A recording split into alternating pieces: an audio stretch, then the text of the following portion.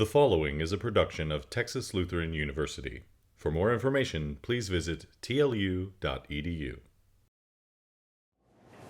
So the reason that we decided to study lead and manganese is because they can be dangerous to the human body. For example, lead can get caught up in the hemoglobin and replace the iron in there, causing less oxygen to flow through the body. And then lead also can cause serious learning problems and affect the kidneys. And then manganese is dangerous in the fact that it causes a bunch of learning disabilities, attention deficit behavior, and many other problems. You may be wondering, well, how does this get into the soil? Well, lead can get into the soil due to improper disposal of chemicals. It can also get into the soil because of emissions in the air because of gasoline. And then lead is also it's in paint chips from old houses. They can be falling off into the soil for the paint chips. And then manganese is also a natural contaminant in soil. And then manganese is found in the gas as well, in soap. And the legal limit for lead in soil is 1,200 parts per million in non-play areas, but toxic effects can be found in concentrations as low as 100 parts per million. Manganese, since it's a natural metal that's found in the soil, it doesn't have a legal limit. Both lead and manganese in a suburban area like Seguin have an average about 40 parts per million, both of them. And so for the soil sample sites that we did, we took several samples from the TLU Science Building. We did that primarily because it's easy, but also because last spring we had a little bit of a chemical spill over in that area, and we decided to test the levels to see if they were okay. And after we did a few samples from the TLU Science Building, we went to a couple gas stations, and we got one gas station to say yes to us. And so we took two samples from there, and we took 2 samples from the LULAC Community Garden down on 8th Street. And, well, I guess it's cut off down there, but this is the community garden, this is TLU, and over here would be the gas station that we took the samples from on King and Court. Okay, and then after we took our core samples, what we did was we laid it out and we tried to separate all the rocks and any extraneous objects in it. We let it dry for 24 hours because it's a lot easier to work with when it's dry. And we extracted more rocks that we couldn't get out before when it was still damp. And then we crushed the sample to make it a fine powder, so it was easier to work with our methods that we did. And the methods required it to be a fine powder. And the first method that we did, we extracted manganese from the soil. We took 2.5 grams of manganese, and we added 0.1 molar barium chloride, and we shook it for 2 hours, and after that we took it out of the shaker and we centrifuged it on high for about 15 minutes, and then we filtered out the soil, and we used the AA, the atomic absorption spectrometer, to determine the concentration. This is a single displacement reaction. We used barium chloride, and it was to displace the manganese, so the manganese will be pulled out of solution and the barium chloride would fall out. And so we did 3 standards, and we took the average of it. We have the A that we used this summer was a little bit not reliable, so we took 3, and we have a pretty accurate line. This is what we use to determine the concentrations in those soils. We're using this. Okay, and then in order to calculate our concentration of lead and manganese, which we used this method for all 3 of our experiments that we did. So first what we had to do was we had to get the concentration calculated by the calibration curve. So that's our C1.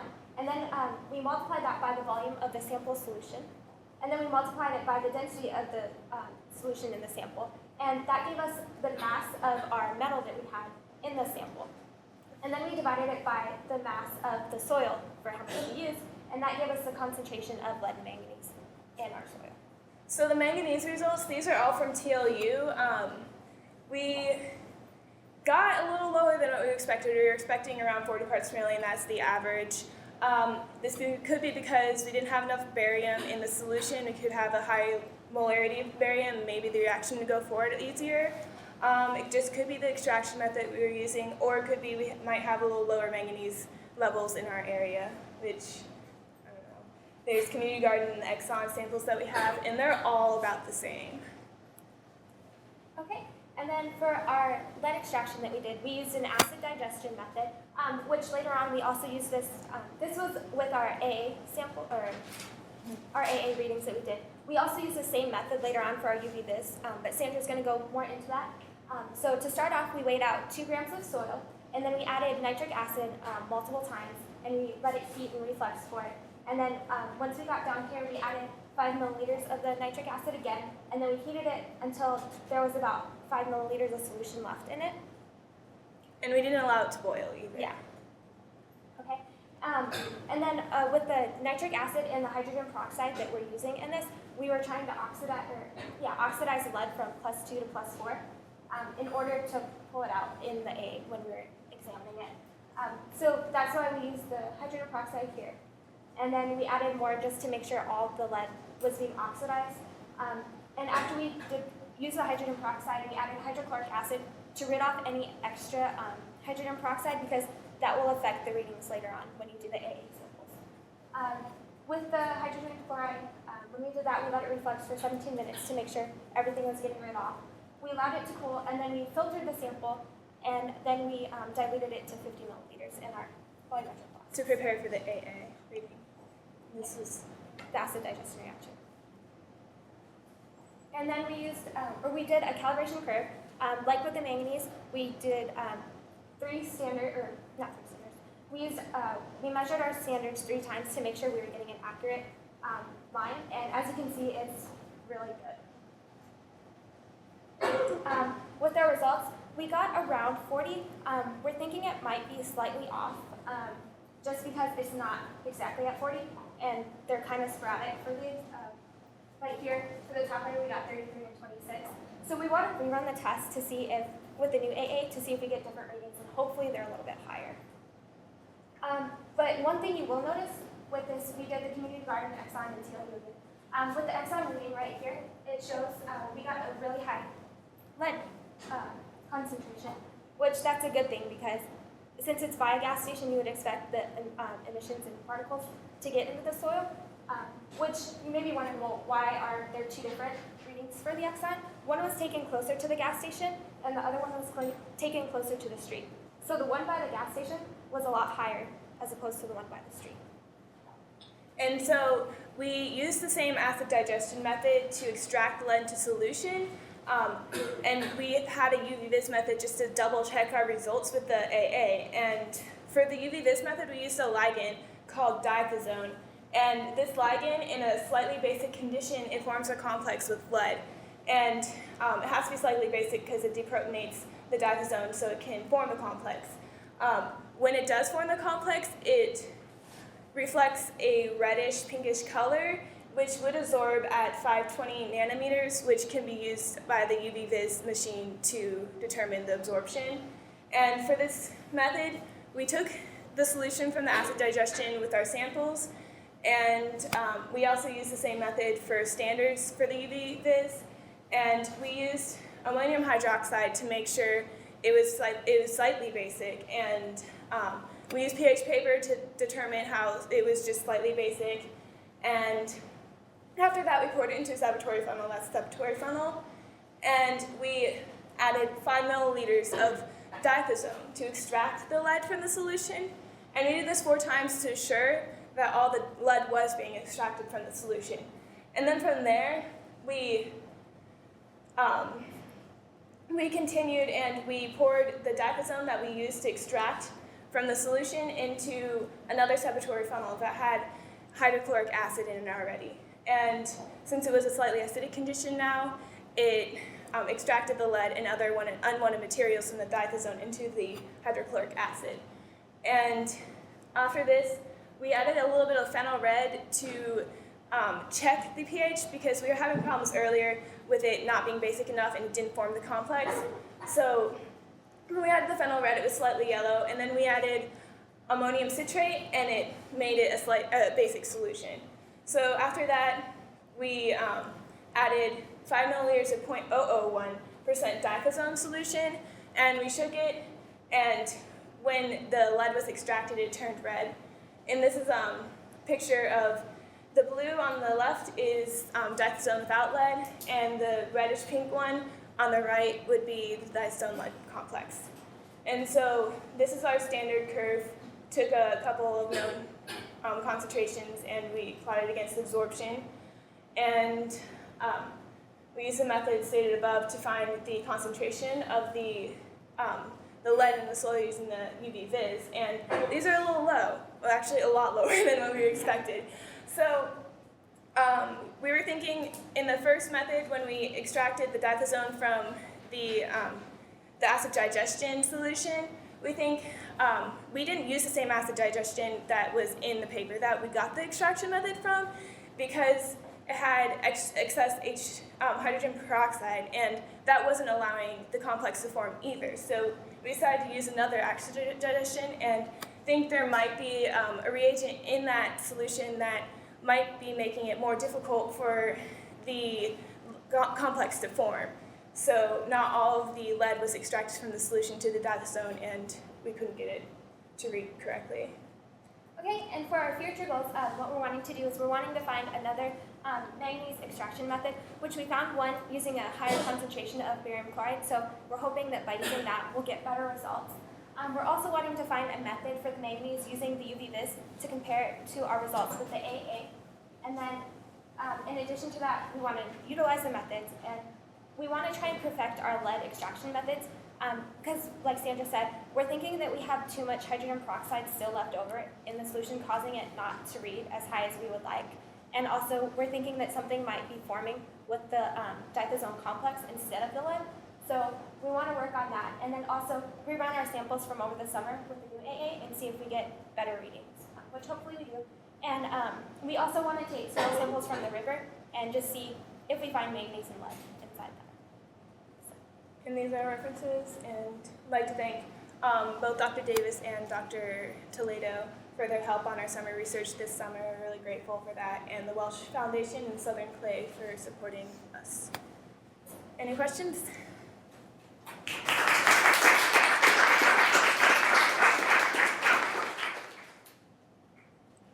Okay. Yes. When you say you did triplicates on your standard curves, so you made up the standards 3 times and did those, or you just measured the same standard 3 times? We just measured them 3 times. Okay. Yes. You're concerned about the differences in the 2 methods. What would be some other way that you could verify that your method was working and that you were getting a real number? For the lead methods, or just Lead or manganese?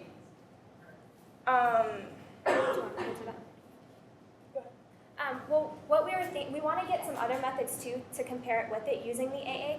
We want to try different things and see how they measure up, because we're not sure how our measurements are adding up, if they're right or if they're not. So we're trying different techniques to do it, but we also want to find another method to use the AA to compare it to the ones that we already have. Like some standard rock, some soil, standard soil that you could run control? Oh, we did do the control test.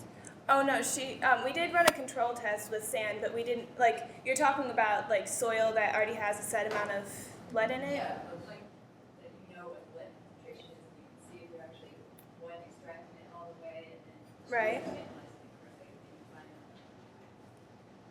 And then my Okay. other question was why would you have lead in gasoline anymore? Well, it's known that they did put a stop to lead in it. I think it was back in the 70s. Yes. Which the reason we're thinking that there's still lead in there is from the emissions back then, and we're thinking that not all of it has gotten removed from it, so we wanted to test and see if there was still lead in there from that, and also we wanted to see if maybe they haven't completely gotten rid of all the lead in the gas, so that's why we're wanting to test that. Yes. Would the lead from the gas in the 70s have had probably several? If the gas station was around during that time, or was the gas station with the tanks, it So could you possibly. have a gas station on the tank that had lead in the bottom.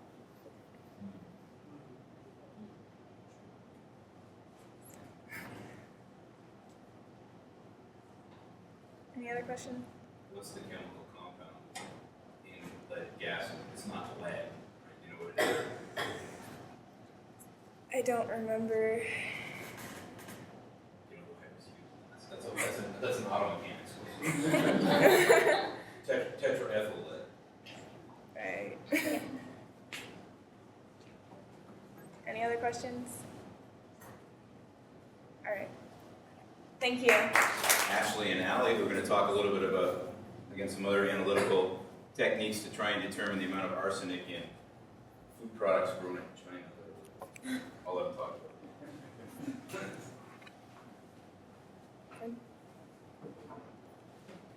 So our project was, we were trying to find methods that could qualitatively and quantitatively determine arsenic in products that specifically had brown rice syrup or brown rice products. Like you were saying, lots of rice that's grown in China is found to have arsenic in it in higher concentrations because they'll have arsenic in the soil and it'll get into the rice. So we were testing products that had the brown rice in it. In particular, what we were looking for was methods that could detect arsenic, not just detect it, but detect it down to below 50 parts per billion, because if it's above that, we don't really need it, because there's no food products really with something above that. Otherwise, we'd be dead. Right. A little bit of background about arsenic. It is naturally occurring in the Earth's surface, but it is a poison. It can cause problems to your kidneys, your respiratory, your intestines. Basically, every system of the body is going to be affected by it since it is a poison. EPA limit for water is 10 parts per billion. There actually is no EPA limit for food. So when we were doing our things, we were sort of comparing it to the standard for water. Because if 10 parts per billion is dangerous in water, then obviously 10 parts per billion will probably be dangerous in food consumption as well. Some of the uses of arsenic over the years, it's been used as an insecticide, sprayed on plants and such, which obviously that insecticide can get in the soil and then get back into the plants. It's currently used still a little bit as a cancer treatment for certain serious types of leukemia. It's not used very often. It's sort of like if you're going to die of leukemia, then they're going to use something like this, because otherwise you'll just end up killing other parts of your body. So the first thing we found, first off, when you're doing research on arsenic, most of the time what you find is methods that use technology and instruments that we don't have. Harvard may have them, but we don't have them. So what we found is a 1907 method. And what we realized is that we don't have glassware for that. But it's okay, because we built it anyways. And we also ordered this test kit to just kind of verify that what we were doing with this apparatus we built was kind of in the same ballpark as what the test kit was doing. That is our apparatus that we built. I can't really tell you anything about what the parts are because we sort of broke that and broke that. And cut glass and things. Basically what would go on is in this little glass bottle, hydrochloric acid and zinc would react and it would form a gas. And then through the thistle tube, we would pour our arsenic solution. And then over here in this glass part, we'd have a strip of filter paper. Well, arsine gas would be produced. It would go up the tube, and it would end up staining the little piece of filter paper. And we made all these standards, and depending on the amount of the concentration of arsenic that we would put into the bottle, different lengths and darkness would get on the filter paper. That's what's shown here. What's shown here is sort of the reaction that happens. Basically, as you can see, it's just a redox reaction, and it produces arsine gas at the end of that. We did discover, though, that the detection limit for this method was about 90 parts per billion, so that's not as low as we needed. So we sort of put this method on pause and tried out new. But it was really cool to get to build something and sort of figure out It was our own design and our own apparatus. And it took about 4 different glass breaking experiments before we found this one. In the test kit, we made standards using arsenic oxide and water, nano-pure water. Don't use anything else because it all has arsenic in it. And then we ran them from 15 to 100 parts per billion.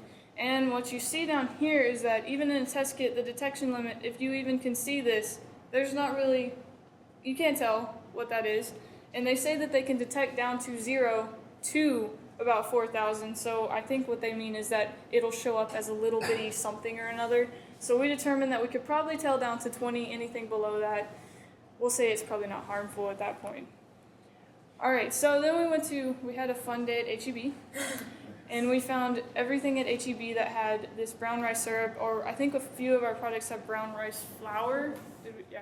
And so what we did then was we had to digest it, because you can't just stick this stuff into the test kit and have it as whole do anything. So what we did was we took the food sample, we put it with some NaOH, and we heated it to get the reaction going, get it breaking down, and then we left it overnight to turn into this really nasty looking goo stuff.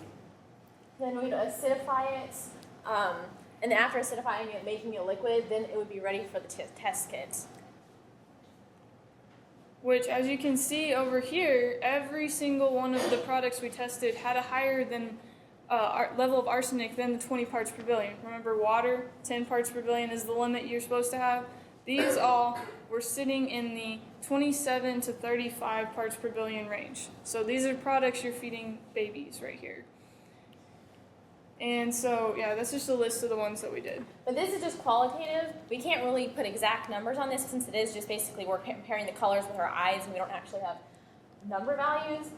So all of this is just our qualitative, so that when we move on to our quantitative test, we can say, okay, we're looking for this about this amount. But all of them had yellow stains. And we wanted to do this to say, okay, at least the stuff that we're trying to test for does have arsenic in it. Yeah, that's what we kind of figured out. That was about our range. And then we have these quantitative methods. We tried 4 different methods using the AA and then 3 UV-Vis methods. And the first one we tried was, we didn't think it was going to work from the beginning, but Dr. Davis told us to go ahead and try it and just see what the detection limit of arsenic was on our AA. Well, we made all of those standards 100 to 150,000 parts per billion, and we found that we could only detect down to 1,000. So cool. If you want to do arsenic in high concentrations, that AA can do it, but we couldn't use it. So then we went on to this Varamine blue UV-Vis method. Okay, so this method, it was found in an Indian journal that had been translated, but we had high hopes for it, and we prepared all the samples and the standards, and we mixed it with the Varamine blue, which is a dye, but none of the samples turned blue. They all stayed the yellowish color. But we still ran them in the UV-Vis, but it said it detected no arsenic at all. And we finally concluded that it might have been the method itself, but we are thinking probably the Varamine blue. It was a very old bottle of Varamine blue, so it could have just not been reactive anymore. So we could have retried the method with a new bottle of Varamine blue, but since the method didn't really look too reliable to begin with, we just decided to move on, since we already had some other things we'd researched. And this method was very difficult to understand. I don't know how many times during that week we were trying this method, we went back and forth between Dr. Toledo and Dr. Davis trying to even figure out what it was telling us to do. And they didn't even know half the time. They would look at it and say, I don't know. So we just kind of decided at that point that maybe we'll just let the Indian Journal have its paper back. But then the next one was very similar. This one was translated from Turkish, and it also was very confusing and hard to follow. But it was another UV-Vis method, so we prepared standards all the way from 60 to 1,000 parts per billion, and once again, it detected nothing. We tried remaking the standards, maybe we made them wrong. We tried reinterpreting the paper too, and trying things a little different way multiple times. Never got anything at all. So we didn't exactly even know what it was trying to get us to do. So once again, we just decided we're not going to do that one. And then we found this method, which had been worked on the previous summer just a little bit, I think. And so we went ahead and we went through it, and we understood the method, the methodology was sound, so we went through with it. And what we found was that we got a great, where's the curve at? There, we got a great curve for phosphate, and then we had a great curve for arsenic. And so so sort of what we did was you make phosphate standards, you make arsenic standards. Then you put phosphate and arsenic together to make phosphate plus arsenic standards, so you sort of see where you're going to fall. So at the end, you're going to take a sample that's just phosphate and minus it from your sample that you know has phosphate and arsenic in it to get your arsenic concentration. And so then we ran ours.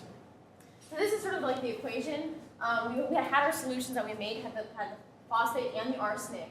And then we were able to add L-cysteine, which reduced all of the arsenic 5 to arsenic 3. And with this method, it wouldn't detect arsenic 3. So once we reduced it, we would measure it in the UV vis, and at that point, it would only read the absorbance of phosphate. So then we could take the original absorbance minus the absorbance of the phosphate, which we had found. That would give us the absorbance of the arsenic in that solution. And a little thing about wavelengths, we picked 815 and 825 because those are the isobestic points for phosphate and for arsenic independently. So that's where they're going to read best on their curve. And then you pick 875 because that's where the lines meet and they will have the best absorbance together. So that's why we picked those wavelengths. There we go. And so just like with our qualitative method, we had to digest it. But instead of just sticking it into the UV vis, you can't do that with a thick glop of goop. So we went through this whole process of trying to get a clear solution out of it. We started by trying to filter. It's too thick. Vacuum filtering, diluting. So then we tried to dilute it. Still not clear. So then we went downstairs to Dr. Jonas and said, Dr. Jonas, we have these samples. We need them to be clear. So he said, okay, let's go and centrifuge it. We centrifuged it. It's still not clear. So then we took these sterile acrodisc syringe filters and we used probably 3 or 4 boxes of these little syringe filters, shoving the stuff through the filters. And what did we find? That finally we had something that might work. It was usable, but still we had to dilute it again. We diluted it even more because it was clear, but it was like yellow clear. So we're like, well, maybe we'll dilute it some more. So we made 3 different dilutions, seeing which dilution would work the best. Which one would even run? Because we knew that there was enough phosphate in these samples that it would turn blue. But now we needed to know which one was clear enough that we would actually be able to use the results and it wouldn't be maxing out the UV vis every time we ran them. So we found that the really diluted 1 in 50 and 5 in 50, after we had diluted it up to 100 milliliters to begin with, so really dilute sample, was able to run. So here's our results. A little bit messed up. Basically, as you can see, our parts per million are ranging from negative numbers all the way to thousands, and they're just all over the place, and that doesn't make sense scientifically. So what we hypothesize is going on is, first off, everybody knows phosphate is a component of food. It's in everything. What we're finding is, though, that they would have up to 5% minimum and above phosphate concentration, and we're looking for, say, this much arsenic and then the room full of phosphate. So what was happening is, what we think is that there's too little arsenic to too much phosphate.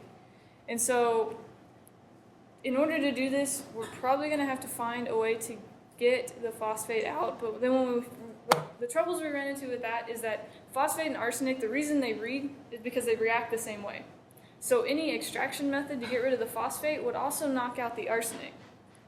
And they're also, when they knock out, they're both the same color. So it would be kind of difficult to figure out when one stopped and then the other one kept going. So at that point, we just kind of it was the end of the summer. So So basically, we decided that there's too much phosphate, not enough arsenic, and we're going to have to change or modify this experiment before we could get results. And so, like she was saying, we need to find out a way to reduce the phosphate without taking the arsenic out of the solution. And then also, we were thinking maybe one of the reasons it was so hard to get the solutions so clear, the reason that they were staying cloudy, is because there were organics in the solution. So maybe trying to find a way to react to those and take them out. And then also, now that we have our new AA, hopefully using either the graphite furnace or even the flame AA to check the detection limit on those. Because what the graphite furnace allows us to do is do the same thing we were doing qualitatively, make the arsine gas, but instead of staining something, it's actually going to burn the gas and tell us how much gas we're producing so that we can measure it that way. We know we can produce the arsine gas, and so this would be a way to use the arsine gas we know how to produce and use it to do a quantitative test instead of qualitative. And so that's kind of where we're at right now. I think, you're doing something with nitric acid right now. I'm just getting the AA ready. Okay. So we're She still is getting the the last few weeks we've just been getting the new AA set up. So in a few weeks, once that's all together, we can sort of continue the research and hopefully by the end of the semester have some more, realistic results on arsenic. Just basically the moral of the story is arsenic is really difficult to detect. That's why it was used as a poison for so many years. So if you want something that's going to give you more headaches than results, do arsenic research. Here's our references, and then we'd also like to thank Dr. Davis, obviously, for accepting us to do summer research and all the help and questions he's answered, and then Dr. Toledo for helping us. And Dr. Jonas for having some chemistry interference. We just sort of came downstairs and said, hey, we need help right now. We weren't kidding. Indian Journal of Chemical Technology. And then we want to thank Dr. Davis, Dr. Toledo, Dr. Jonas, the Welsh Foundation, and Hope Dean, because Hope Dean ordered everything for us, and she was really awesome. All right.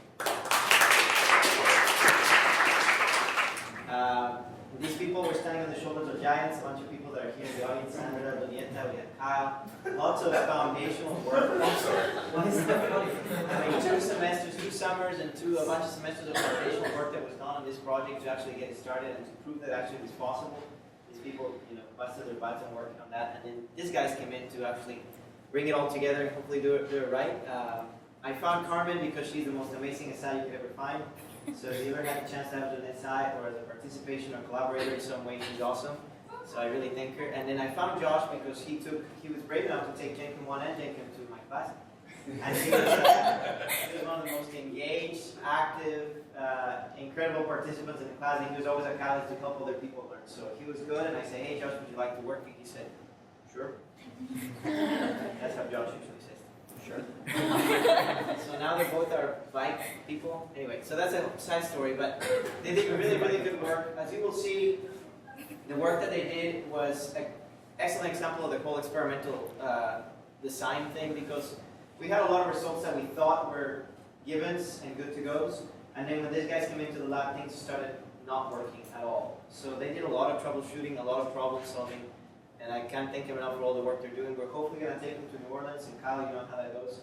So that's going to be an interesting story. We're going to take them over there to the National ACS. They've done great work, and they're going to continue working with me during the spring and fall semester. So thank you guys for all their work, and let's listen to Kyle and Carmen. Josh. Hello to the groupies in the back. Okay. Okay, so Josh and I were doing our research on biomimetic modeling of nickel acid reductone dioxygenase active site. And I'm just going to say ARD because that's just a mouthful. So, and when I say ARD, that's what I'm referring to. Okay, so you guys are probably saying, what is biomimetic modeling? Well, basically, biomimetic modeling is trying to model metalloenzymes so we can see how the structure-function relationship how the understanding of how they work together. And what are amino acids? Amino acids are kind of like the building blocks for all the proteins. And the amino acid that we're looking at right now is this methionine. And you know this is amino acid because of the amino and the carboxylic acid group over there. So why is methionine important? Well, it's because it's an essential amino acid, but it cannot be reproduced within an organism. So it's very important that it has a pathway to actually recycle it and to reuse it over and over again. And there is a pathway in plants that actually does recycle this methionine, and it uses 2 ARDs in this pathway. And these 2 ARDs, you'll see here, has iron and nickel. And the iron and the nickel ARDs, they are exactly the same on their polypeptide chain around them. The only difference is their metal center. And it's strange that that metal center would have such an effect on how that compound actually folds, and that the folding actually has an effect on how it reacts in a reaction. And you'll see in the pathway here next that this is the iron ARD right here, and here is my nickel ARD. And they are both reacting with this acid reductase intermediate. And what happens is that when iron ARD is used, this pathway is actually able to continue to recycle this methionine amino acid. And when the nickel ARD is used, the reaction actually shunts the pathway, and it depletes the methionine amino acid. And when this is depleting the methionine, you actually stop cell growth and fruit and vegetable ripening in the plants.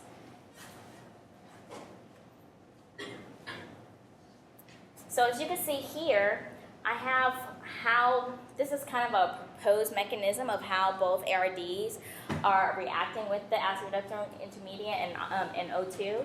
So you can see how each one of these ARDs actually have different products. And it's just, we really want to focus on why it is that nickel ARD has such a different effect, even though their polypeptide chain is exactly the same.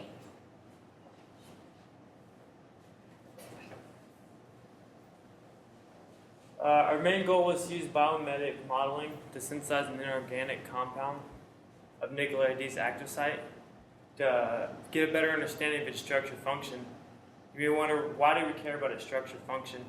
A common example of structure function is like a ladder. It has a wide base, so that way when you climb up to it, you're not going to fall over. It's more sturdy and stability. Same thing happens with amino acids and enzymes. They have a certain structure so that its function produces a certain product or outcome to it. So during this process, our metalloenzyme, we had a nickel ARD in it, which we were wondering, why does the nickel make a big difference within the metalloenzyme? Iron keeps the pathway going as the nickel will shun it off, which kept our research going, and was a big reason why we did it. Another question was, why did nature chose nickel over choosing zinc, which is way more abundant? They're both electronegative atoms. How do we do this? Well, if we made a family of 8 molecules or compound metal complexes that are similar to nickel ARD, which is similar tweaks within each other, such as the zinc between the nickel or the phenoxy group, or the phenyl group to the epoxy group, or just the backbone ligand between 3 carbons here or 2 carbons here. If it makes similar tweaks between each one, would hopefully make different differences, which help us in the long run when we test the reactivity between these metal complexes and nickel ARD's metal complexes. Will help us figure out which one's more closely related, or which one reacts the same as nickel ARD, which help us again find the structure function relationship between the two. Once we do make the compounds, we have to characterize them for 2 reasons. One, we have to know that this is actually the compound we're working with, so that when we go test reactivity, we're not testing some other complex that we believe is the complex and it's something else that is totally off and we're wrong. And also, part of this is we're trying to tell the scientific community, hey, this is the compounds we make. This is the complexes, this is our proposal, this is our data. And to do this, we have to have proof of it. We have to show different characterizations to prove this is really what we have, and this is really what we're going off of. So what we were doing in the lab, we had these ligands here, and these were actually made by, like Dr. Toledo said, prior students who were doing the summer research, like Sandra, Kyle, and Doneta, and Kevin and Clint. There was a whole bunch that were doing it. But these ligands, we only had to use these 2, but these 2 were actually able to make all 8 compounds that were in our family. And for my part of the research, I was focusing on these 4 compounds.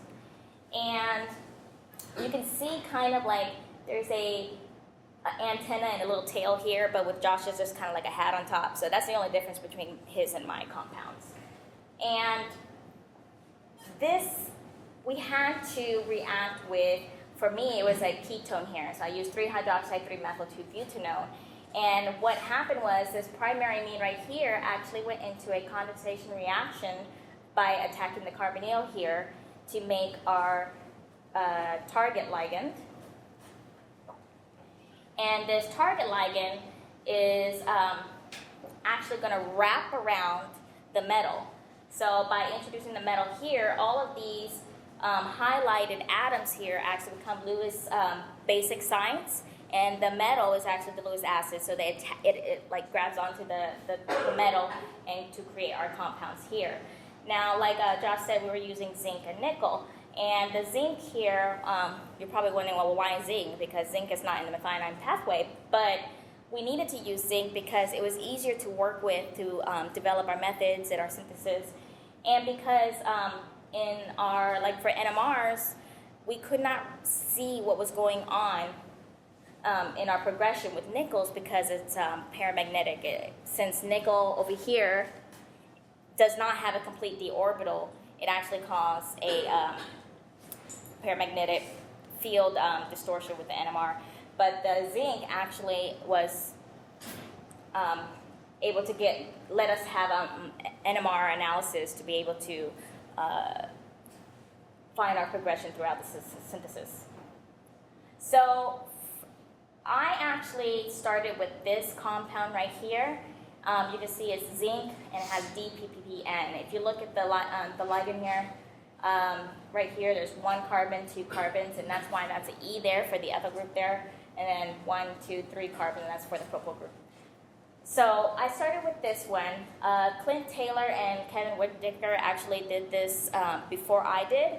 So I followed their synthesis pretty much to the T because they were successful in getting powder precipitate and actually to crystallize it. So to make sure that I was developing my skills and methods in the synthesis, I went ahead and just reproduced their methods. And I was actually able to get a powder precipitate and then get a crystal form from that powder precipitate. And it was okay. My percent yield for that synthesis was around 20%. And when I looked at my NMR analysis, I noticed that there was a lot of uncondensed product. And what that means is that my ketone here did not attach to the ligand, and so the ligand just attached in the metal. So I'm losing a lot of reactant, and I'm not making enough product. So I wanted to make a synthesis that would actually optimize that. So I'll show you the synthesis here after that, but I want to show you the crystallization process first. So, like I was saying, there's a powder precipitate. So our compound was in liquid form, so we had to dry it, then clean it, and then put a solvent in to actually precipitate a powder. That powder was then dissolved in methanol, and I put that into a smaller vial that's right here.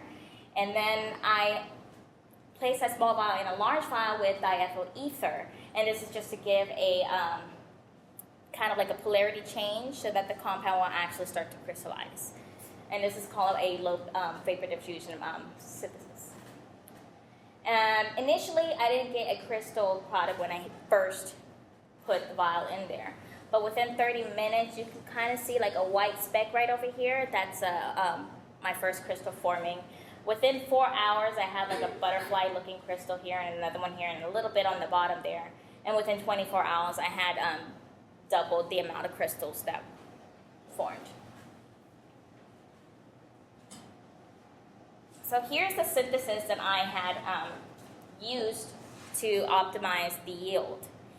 And the reason I wanted to do this because for my compound, unlike Josh's, it's a little harder to go through condensation because of right here, this carbon has a tetrahedral shape, which means those groups can freely rotate. So it's kind of like 3 baseball bats are like rotating, rotating, rotating, and then like batting out them, the primary amine from the ligand to actually attach and go through condensation. So I wanted to put the ketone with the zinc together so that the zinc will actually hold the ketone in place and stop it from freely rotating. And that way the condensation can occur easier and I basically have my metal compound at the end. The only thing that needs to be done is that the nitrogens here have to attach to the zinc. So this nitrogen here actually attaches there, and these two nitrogens are right here on the side. So with this new optimal yield synthesis, I actually got up to 33%. So I increased the yield almost about 10%. So like Josh was saying that we needed the spectral analysis and characterization of each compound. So I started to do it on this compound, and this is my UV Vis spectral analysis, kind of showing in two different solvents, just showing that the compound is not reacting with the solvent. So that because of, see how similar they are, you can see that neither one of these, that the methanol, the hydrogen in the methanol is not interacting with the compound.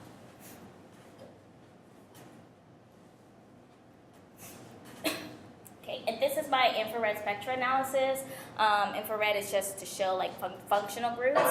And during the condensation reaction, an imine is produced.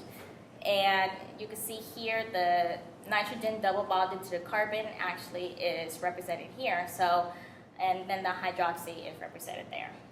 So this is kind of showing me that I'm on the right track to making the compound that I wanted to make. And this is my the NMR, but Kevin Windecker actually did this NMR. And you'll see from Josh's and my NMRs are totally different. Like I told you, I had the antennas and the little tail over here. And Josh does not have these structures in his compound. So for my two methyl groups here, there's 6 hydrogens up here. So that's represented by this peak here, and then the one methyl group over here is represented here. And you can see the integration actually depicts the actual proper integration of 6 and 3.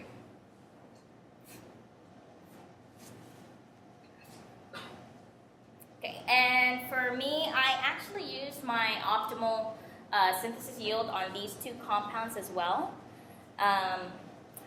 For this one, I was able to get crystals out of it. However, the crystals were still in the oil, so they're usable, but I want to try to redo this synthesis to get crystals that are free of oil so I can get better spectral analysis on them. And for the nickel compound of the DPPN, I was able to get a powder precipitate. However, I wasn't able to crystallize it yet, so I have to find the right combination of solvents to actually get the crystals to form. So I'll be working on that to try to get those crystals.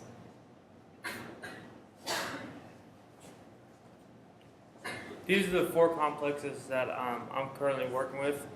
The only difference between my complexes and Carmen's complexes is the phenyl group, or as she calls the little hat. I did the same thing as Carmen did, changed little tweaks between them, between the zinc or the nickel or the backbone. The rest all had the phenyl group on top of them. And from there I went, Kyle and Donietta proposed a synthesis, the order of the synthesis, which I then went by. And the reason I went by it because it made sense. The zinc triflate was first added to the salicylaldehyde, which made the carbonyl group more positive. From there, the triethylamine was added, which deprotonated the hydroxyl group on salicylaldehyde, which allowed it to pull a little more electron density away from the carbonyl group, make it even more positive. Because the carbonyl group was more positive, it was able to do a condensation reaction with this primary amine, which then was able to make the complex. I was able to make both these complexes several times, and every time made it would form an oil, like Carmen said. And you'd go to try to purify it, which the oil is an unpure version of the complex. And we're shooting for a pure version. To purify, we're trying to get a crystal. To get the crystal first, the first step was try to get a powder from the soil, and then try to achieve the crystal from the powder. As we went on, I was able to do a solubility test to figure out how the compound behaved in different solvents, and that obtains powders from several different solvents. on both compounds. However, every time I try to isolate the compounds, it would soon oil out.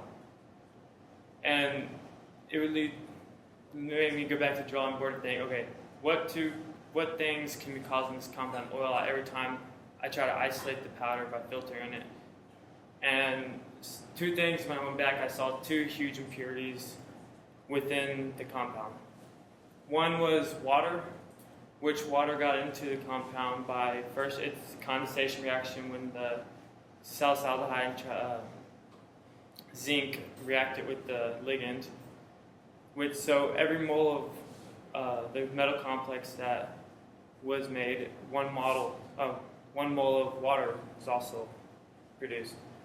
Also, the complex is very hygroscopic, so the moisture and air could have somehow got in there. And finally, the solvents we're using are very hygroscopic, so it could very easily got more water in there, which would cause it for it to oil out whenever we try to isolate the powder. The next thing was, I try to remove the water, although I used molecular beads and sodium sulfate. However, it removed a little bit of water, but there is still a large water peak that was still remaining within the compound. I'm still trying to work on the handle on how to remove the water. The next huge impurity was triethylammonium. Triethylammonium came from when the triethylamine deprotonated the salicylaldehyde. The proton stuck to the triethylammonium or triethylamine and made it triethylammonium. I went back to my data on that and looked at it. First, I tried to change the ratios. I first used the 1.5 to 1 mole, or 1.5 to 1 ratio to ligand, and then I changed it to 1 to 1 ratio to ligand. And from there, it dropped it almost half the ratio, the excess triethylammonium. From there, then I did several solubility tests to see what differences can make. And I figured out if I washed it in 2-butanone diethyl ether, it actually dropped it by another quarter or so. So it went from a 2 to 20 ratio to about a 2 to 4 ratio after I did these two results. From this, I was able to tell that the complex was actually getting more pure because powder was starting to form really easy. Within the solutions, I just washed it out the and powder would start forming a lot easier than it was previous, which is a good sign to say it was getting purer than it previously was. So for my part of the research, what I got out of the research for this summer was that I was able to get a higher yield, which is very important because you want to get as much product you can for the reactants that you're using in case somebody needs to use this research in future works. And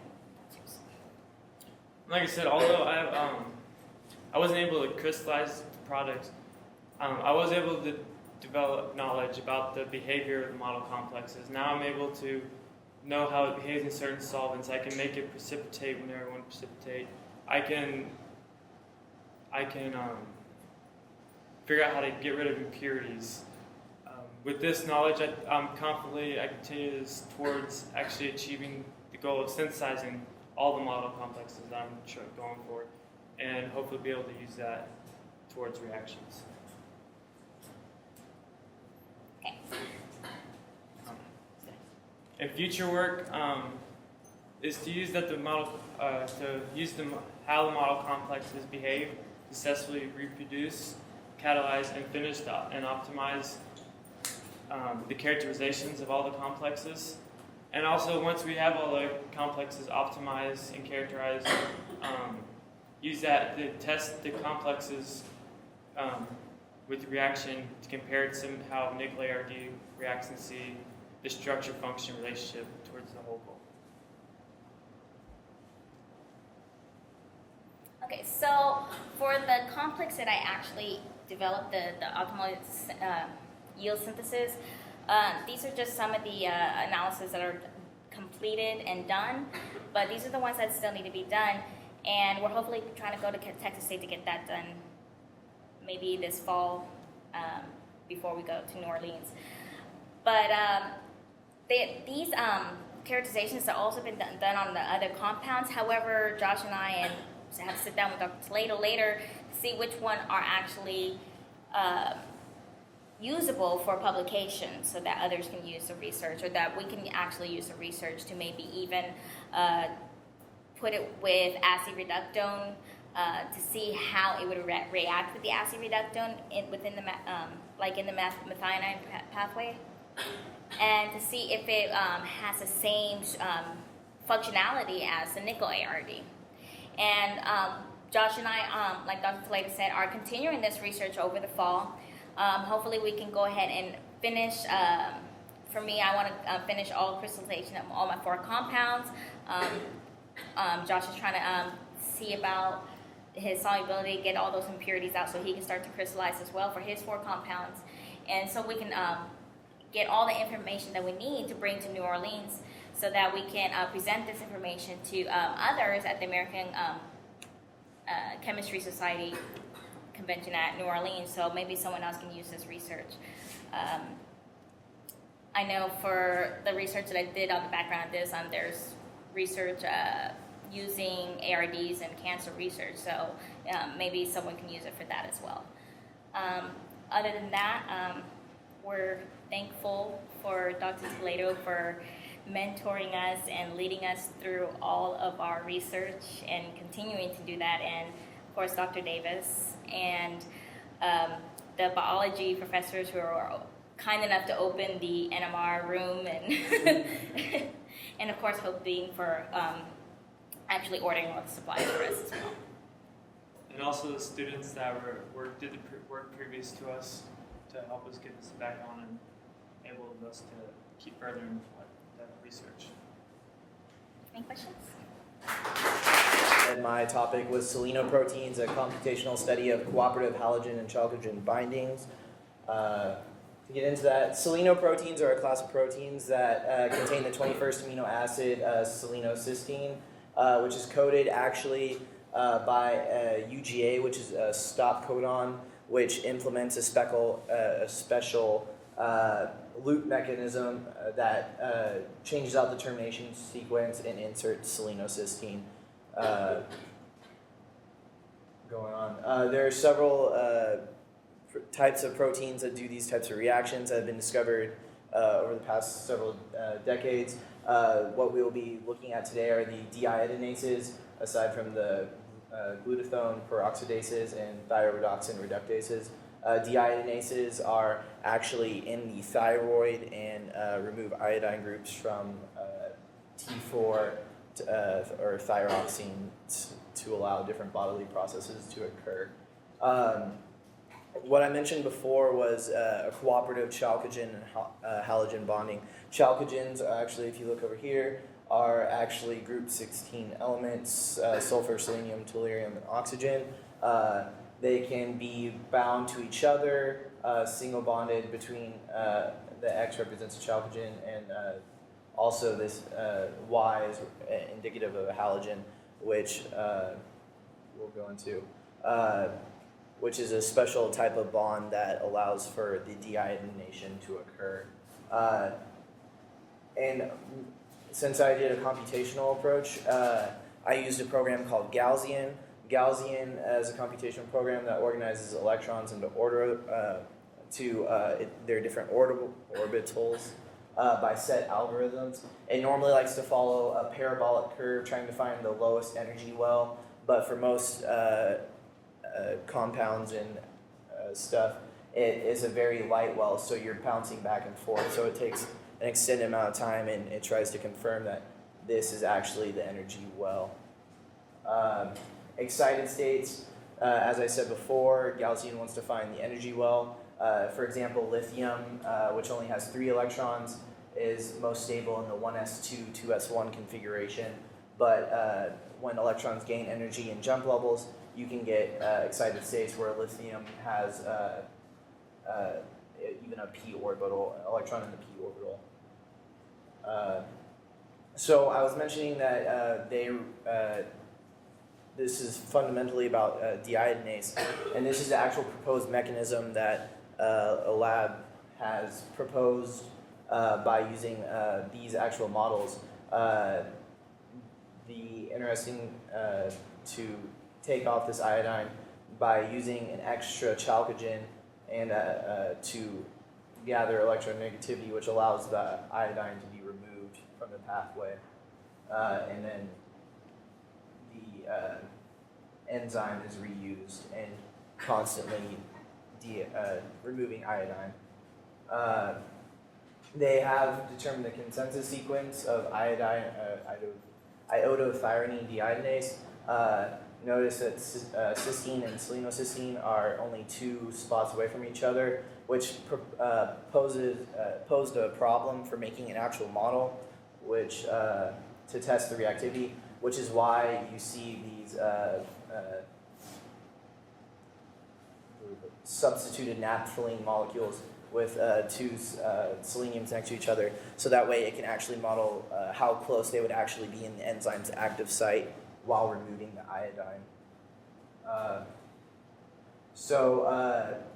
One of my primary goals was to make sure the models that I was doing computations on were actually the correct model of the chemicals they synthesize in the lab, and to actually see if I can get a correct interaction when I plug them together, so what would model the enzyme actually bonding to the iodine so it can be removed. So some typical covalent bond lengths. These are actually, these are the actual lengths. So these are the lengths of the atomic radii. So if you're trying to determine the covalent bond for a carbon-carbon bond, you would add both of these together and it would be 1.4 angstroms.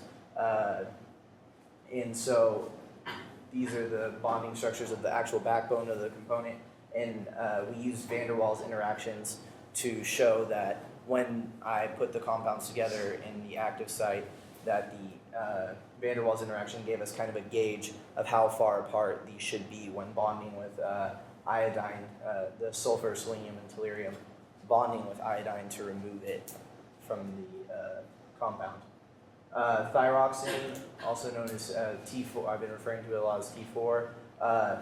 This compound was I actually ran, but it took 3 days for the computer to run at a decent level of theory. So what we ended up using was using just benzene, iodobenzene, to you model these, because the more atoms you add in, and the more larger size atoms, as we've found out, there's not enough theory to address the orbitals and properties of the atoms, so it takes a lot longer and it's not as accurate as some of the smaller molecules like carbon, nitrogen, oxygen. But I've found that these lengths these lengths are average for what would be found in the naturally occurring compound in the body. We use different selenocysteine models on peri-substituted naphthalenes. These top 3, 1, 2, and 3, were actually synthesized and used in a lab, but since my focus was on mainly computational methods, I also, to expand my research, I added I wanted to see what would happen if I added in another element. So I went one step further down on the periodic table and decided to add in tellurium and intermix that, and found that the bond lengths were similar to what was produced in the lab. And when going into the model structures, originally, for some reason, it didn't like the way I put it in originally, and so it wouldn't spit out the intermediate product. So what I actually had to do was start with a very simplified model of basically just a methyl on each side, and slowly added in the naphthalene, and then the full benzene on this side, and then worked up to finally get to the proper models down here. all of which worked out, and I got typical bond lengths for all of these molecules, proving that they were similar to the ones used in the laboratory experiment. Then once the iodine is removed, you get 3,5,3' triiodothyronine. I was able to run this structure, but for the purpose of comparison, we used just a sample benzene ring to use for the energetic properties. Finally, the product, or one of the other products aside from the triiodothyronine, is these chalcogen bonded perisubstituted naphthalines, which, as you saw, were then were oxidized and reused in the cycle. All of these numbers show that these were similar to the. These were harder to gauge because they're fleeting and they're automatically recycled and reprotonated so that they can be reused in the enzyme process. But comparing values, these are typical values of what they would bond at. So as I was mentioning before, the purpose of computational chemistry is to find an energy well, which was not found with this. But to find an energy well where you're putting two compounds together, what I did was I did the iodobenzene and one of the fragments, and then compared it to the complex of those two together, adding their energies, which came out in atomic units, finding the difference and converting it to kilojoules per mole. As you can see, we were getting stuff up to almost 100,000 kilojoules per mole, which is not possible. These would automatically revert back into their fragments. Even with the, because as you could, if you notice, there's with some of the compounds that were intermixed, I didn't know which side would actually attack the iodine, like whether it would be a sulfur or selenium or tellurium. So I even compared both sides with those to see which, depending on which one attacked and which one provided the electronegativity to pull off the iodine. And there was no difference in the energy. So after trying, because the Gaussian program that we have is from 2003, and after looking into it and looking around and realizing that the theory wasn't strong enough for us, we decided to try a different program with higher levels of theory called Spartan. Spartan is the exact same program, just a different input method, and has higher theory, whereas Gaussian has just been edited a lot. They started with scratch from Spartan and ramped up the theory from there. As you can see, I got lower numbers with the Spartan energies, a difference of 6 atomic units, but I was still getting at least 4,000 kilojoules per mole's difference for most of these. So still, even with these energies that it was giving me, it would revert and this complex wouldn't even form. So my future direction, we realized that as you get down into the lower ends of the periodic table with tellurium and iodine, they're so big and there's so many electrons to account for. It's hard to get a theory that you can really process all of the electrons and figure out where the energy well is. So continuing to optimize the model structures and then hopefully analyze the full structure and get down to an energy level that is acceptable and actually realistic for this reaction mechanism. Here are my references, and then I would like to thank Dr. Davis for purchasing Spartan for the PChem students to use in the spring. Also, Dr. Toledo for giving us for assisting with us when Dr. Davis ran off on vacation. Hope Dean for getting everything set up for us, my family, the other summer 2012 research participants, and the Welch Foundation. Students at TLU engage in high-impact educational experiences that include civic engagement, aesthetic expression, critical thinking, and a focus on intercultural knowledge in a community that welcomes the interplay of faith and reason.